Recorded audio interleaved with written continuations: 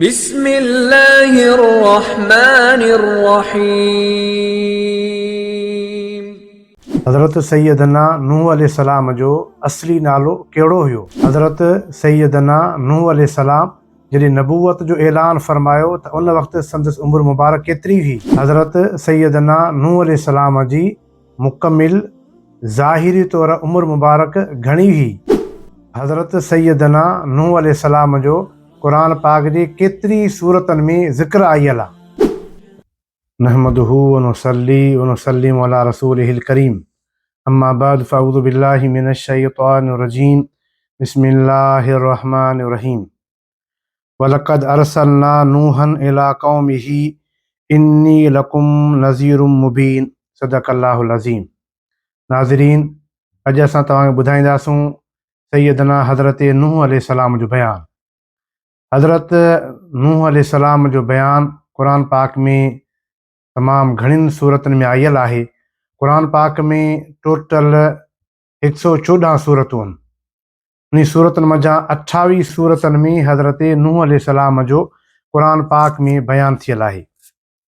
सूरत आल इमरान, सूरत अनाम, सूरत तौबा, सूरत हूद, सूरत इब्राहिम, सूरत मरियम, सूरत हज, सूरत फुरक़ान, सूरत अनकबूत, सूरत साफ़ात, सूरत गाफ़िर, सूरत काफ़, सूरत नजम, सूरत हदीद, सूरत तहरीम, सूरत नूह। 28 क़ुरान पाक जी सूरतनि में हज़रत नूह अलैहिस्सलाम जो बयानु थियल आहे। क़ुरान करीम फ़ुरक़ान हमीद जे 28 सूरतनि में हज़रत नूह अलैहिस्सलाम जो अल्लाह ताला ज़िक्र फ़रमायो आहे। ख़ासि करे सूरत हूद में अल्लाह ताला घणो बयानु फ़रमायो आहे। सूरत हूद 12हों सिपारो, सूरत हूद जी आयत नंबर 25 में नूह अलैहिस्सलाम जो अल्लाह ताला हिन तरह बयानु फ़रमायो, वलक़द अरसलना नूहन इला क़ौमिही इन्नी लकुम नज़ीरुम मुबीन। बेशक मोकिलियो असां हज़रत नूह अलैहिस्सलाम खे उन जे क़ौम जे तरफ़, बेशक असां तव्हांजे लाइ ॾेजारींदड़ पधण आहियूं।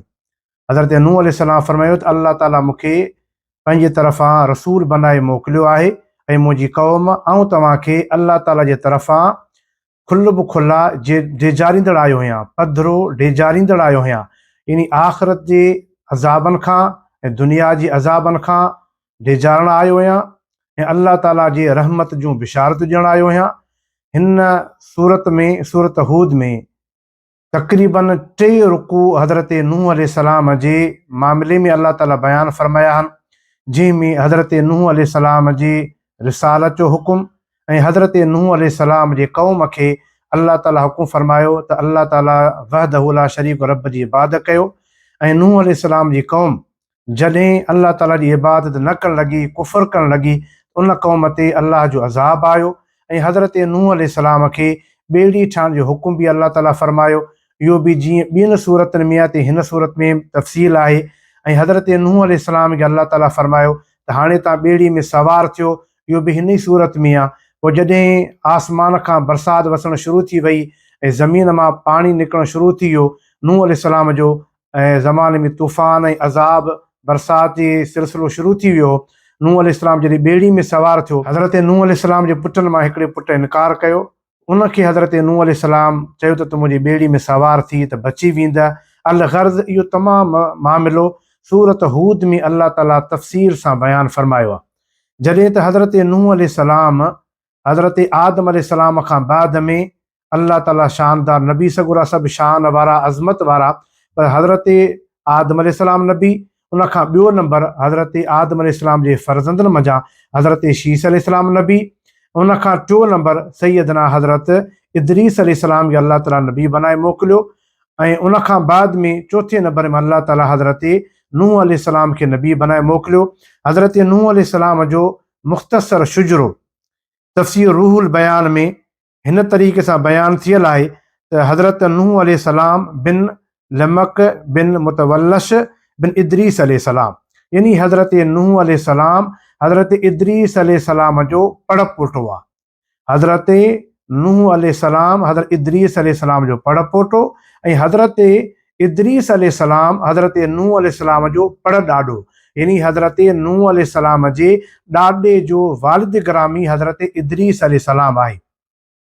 ऐं हज़रत नूह अलैहिस्सलाम काइनात में इहो पहिरीं नबी सॻोरो हो जेॾां अल्लाह ताला रिसालत जा ख़ासि अहकाम नाज़िल फरमाया हुआ ऐं पूरे ख़ुदा जी ख़ुदाईअ में जेके बि इंसान अल्लाह ताला पैदा फरमाया हज़रत आदम अलैहिस्सलाम खां वठी हुज़ूर पुर नूर सल्लल्लाहु अलैहि वसल्लम जी आख़िरी उम्मत ताईं अल्लाह ताला जेके इंसान पैदा कया उन सभिनी इंसाननि में ज़ाहिरी तौर वॾे में वॾी उमिरि वारो हज़रत नूह अलैहिस्सलाम हो। जेतोणीकि हज़रत ख़िदर अलैहिस्सलाम जे लाइ बि वॾी उमिरि जो ज़िक्र आहे। हज़रत ख़िदर अलैहिस्सलाम अॼु ताईं दुनिया में आहे। जीअं हज़रत इदरीस अलैहिस्सलाम चोथे आसमान ते मौजूदु आहे, क़ुरान पाक जे तफ़सीरनि में हदीसनि में आहे, पर उहो अल्लाह जे हुज़ूर में मौजूदु आहिनि। ज़ाहिरी दुनिया जे तख़्ते ते हले, ज़मीन जे खिते ते हले, सैर सफ़र करे दुनिया जा माण्हू उनखे ॾिसनि, दुनिया जी हिन दुनियावी ज़िंदगी सां उते वेहे दुनिया जे मामलात में ऐं माण्हू उनखे ॾिसनि, माण्हू उन खां फ़ाइदो वठनि ऐं ज़ाहिरी तौर माण्हुनि खे नज़र अचे। इहो हज़रत नूह अलैहिस्सलाम जी वॾी में वॾी उमिरि फ़क़ति नूह अलैहिस्सलाम जी। जो हज़रत नूह अलैहिस्सलाम जी उमिरि मुबारक 1060 साल हुई। हज़रत नूह अलैहिस्सलाम खां अॻु हज़रत आदम अलैहिस्सलाम जी तमामु वॾी उमिरि हुई।